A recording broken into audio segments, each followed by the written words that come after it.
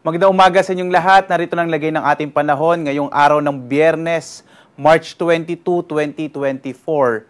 At sa ating latest satellite images, makikita natin na unti-unti ngang humihina itong hanging amihan at nakakaapekto na lamang dito sa may bahagi na extreme northern Luzon na magdadala ng mahihinang pag-ulan, partikular na sa bahagi ng Batanes, kasama din yung Babuyan Islands. Samantala, sa nalalabing bahagi ng bansa, easterlies o yung hanging nagmumula sa karagatang Pasipiko ang siya magdadala ng mga pulupulong pag-ulan, pagkidat, pagkulog. Malaki rin yung tsansa ng mga pag-ulan, partikular na sa may silangang Mindanao, dulot din ng easterlies. Base nga sa ating pagtingin, sa ating mga datos, ay malaki yung posibilidad na tuluyan ng hihina itong northeast monsoon at posible sa araw na ito ay maaring ideklara ng pag-asa ang pagtatapos ng panahon ng amihan. Kaya manatiling nakatutok sa update ng pag-asa para sa lagay ng ating panahon. Samantala, wala pa rin tayong minomonitor na anumang low pressure area sa kasalukuyan. Makikita natin wala tayong anumang low pressure area sa loob at labas ng Philippine Area of Responsibility. Maliit yung chance na magkaroon tayo ng bagyo hanggang sa susunod na linggo.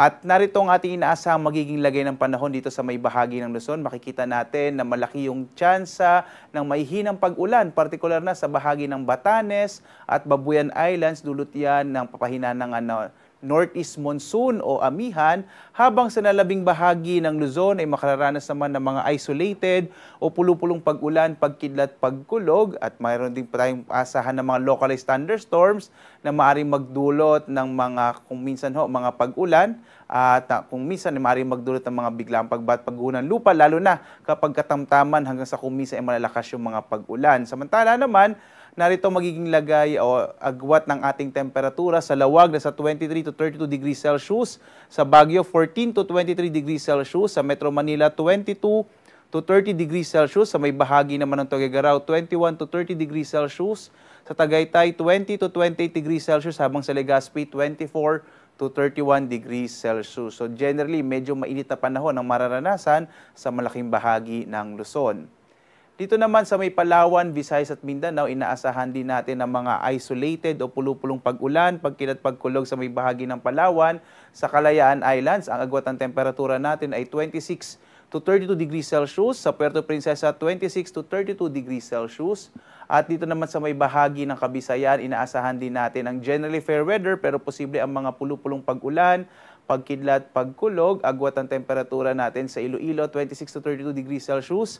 Sa Cebu naman, 26 to 31 degrees Celsius, habang sa may bahagi ng Tacloban, 25 to 32 degrees Celsius.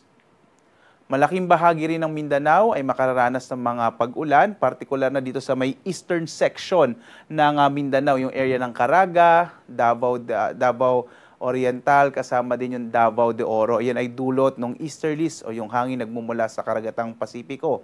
Ang nalabing bahagi ng Mindanao ay makararanas ng mga isolated o pulupulong pag-ulan, pagkidlat, pagkulog, dulot ng mga localized thunderstorms, at may dala rin ito ng easterlies. Yung agwat nga ng temperatura natin sa Zamboanga, 24 to 35 degrees Celsius, sa Cagayan de Oro 25 to 31 degrees Celsius, habang sa Davao 25 to 33 degrees Celsius. Wala naman na tayong nakataas na anumang gale warnings, anumang bahagi ng ating bansa. Naglabas tayo ng final gale warning kanina.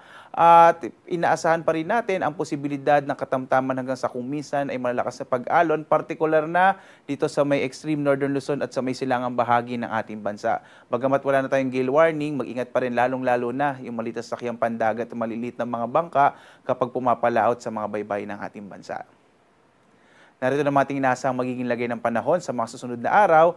Dito sa Luzon, partikular na sa Metro Manila, Baguio City at Legazpi, inaasahan natin generally fair weather hanggang ngayong weekend. So tamang-tama lalo na sa mga mag-uuwian sa nating mga kababayan. Agwat ang temperatura sa Kamaynilaan, nasa 23 to 32 degrees Celsius. Sa Baguio City, nasa 14 to 23 degrees Celsius, habang sa Legazpi, 24 to 32 degrees Celsius.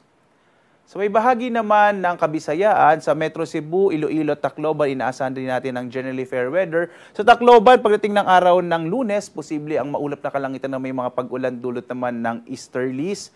Agwat ang temperatura sa Metro Cebu, 25 to 32 degrees Celsius.